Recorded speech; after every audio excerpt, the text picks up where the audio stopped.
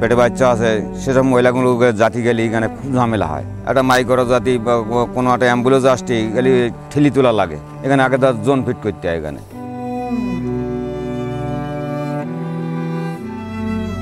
সাতক্ষীরার আশাশুনি উপজেলার বুধহাটা ও শোভনালী ইউনিয়নের কুন্দরিয়া বাকরার সংযোগস্থলে মরিচচাপ নদীর ওপর বেউলা ব্রিজটি ১.৫ বছর ধরে ভেঙে পড়ে আছে। ব্রিজটি নির্মাণ হয় ২০১৬-১৭ অর্থবছরে। দুর্যোগ ব্যবস্থাপনা অধিদপ্তর ৫৪,০৪,৬৫০ টাকা ব্যয়ে ৬০ ফুট দীর্ঘ এটি নির্মাণ করে। এক পর্যায়ে ব্রিজটি মাঝ বরাবর ভেঙে পড়ে। এখানে নদী রয়েছে প্রায় ১৫০ ফুট, কিন্তু দুর্যোগ ব্যবস্থাপনা অধিদপ্তর এই সেতুটি করে মাত্র ৬০ ফুট। নদীটি যখন খনন করা হয়, খনন করার পরে সেতুটি আর এই নদী খননের চাপ নিতে পারেনি, যে কারণে মাঝখান থেকে দেবে গিয়ে সেতুটি ভেঙে গিয়েছে। সেতুটি এই ২.৫ বছর আগে ভেঙে গেলেও এখনও পর্যন্ত সংস্কারের উদ্যোগ নেওয়া হয়নি। আমাদের প্রশাসনের লোক সবাই দেখে, কিন্তু কাজের উন্নয়ন নাই। এমপি সাহেব এবং উপজেলা চেয়ারম্যান এমনি যাতায়াত করে, তাদের নিশ্চিত নেই যে এখানে ব্রিজটা নষ্ট হয়ে গেছে, এটা সংস্কার করার জন্য। স্থানীয়দের অভিযোগ, দুর্যোগ ব্যবস্থাপনা অধিদপ্তরের অপরিণামদর্শী সিদ্ধান্তের কারণে ব্রিজটি ভেঙে পড়েছে। ব্রিজ নির্মাণের পর নদী খনন করায় এই ঘটনা ঘটে। এতে অ্যাম্বুলেন্স, পিকআপ, যাত্রীবাহী ইজি বাইক, ইঞ্জিন ভ্যান সহ পণ্যবাহী পরিবহন চলাচল করতে না পারায় সব ধরনের পরিবহনকে এখন চলাচল করতে হচ্ছে ১০ থেকে ১৫ কিলোমিটার পথ ঘুরে।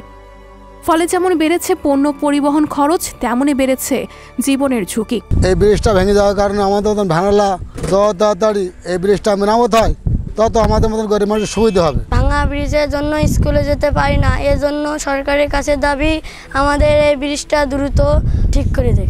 আমাদের এখানে জাতি মানে খুব অসুবিধা হয় যে এখানে একটা ভ্যান জাতি বা একটা মাইক্রো জাতি বা কোনো একটা অ্যাম্বুলেন্স আসতে গেলে ঠেলি তোলা লাগে, এখানে আগে তার জোন ফিট করতে হয়। এখানে পেটে বাচ্চা আছে, সেসব মহিলাগুলোকে জাতি গেলে এখানে খুব ঝামেলা হয়। ব্রিজ ভাঙার পরেতে মালামাল জাতি পারে না, যেমন লাভাইদা মানুষ অসুস্থর কারণে তারও হলো জাতি আসতে খুব সমস্যা মানুষের ভোগান্তর পরে।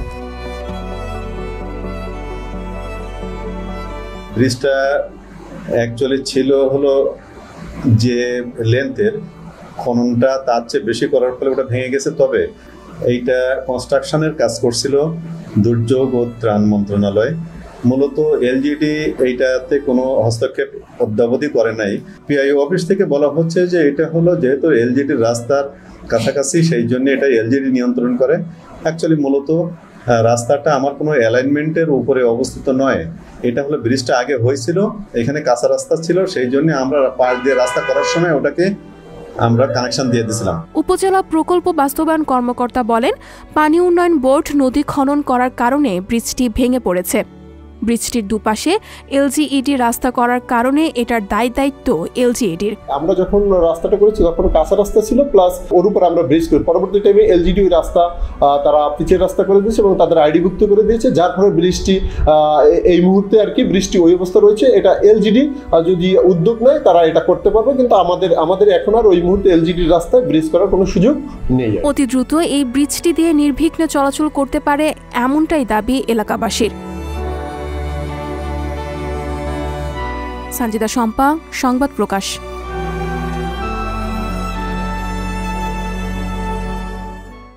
সংবাদ, ফিচার ও অনুষ্ঠানের জন্য ভিজিট করুন সংবাদ প্রকাশের ওয়েবসাইট এবং যুক্ত থাকুন ফেসবুক পেজ ও ইউটিউব চ্যানেলের সঙ্গে।